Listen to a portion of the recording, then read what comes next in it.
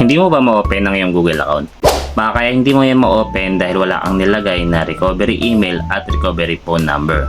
Alam niyo mga boss, napaka-importante na meron pong recovery email at recovery phone number yung ating mga Google account.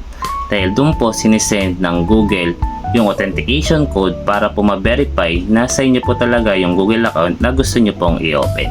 At kung hindi nyo pa nalalagyan ng recovery email at recovery phone number yung inyong mga Google account at hindi nyo alam kung paano gagawin yan, ay tuturo ko po sa inyo.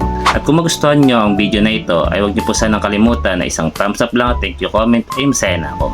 Ang kailangan nyo lang gawin mga boss ay pumunta lang sa inyong mga Google account. Ngayon, para hindi na po kayo mahirapan, open nyo lang po yung inyong mga Gmail. At pagkatapos, pinutin nyo lang po yung Google account po ninyo dito sa itaas. Sunod, pinutin nyo naman po ito pong manage your Google account. At dito sa inyong Google account, pinutin nyo naman po itong security. At dito sa security ay mag-slide up lang po kayo. At makikita nyo na po sa ibaba, ito pong recovery phone number at ito pong recovery email. Ngayon mga boss, kung wala pa pong nakalagay sa inyong recovery phone number at recovery email, ay lagyan nyo na po yan para po hindi na po kayo mahirapan just in case na kailangan nyo pong i-recover yung inyong mga Google account.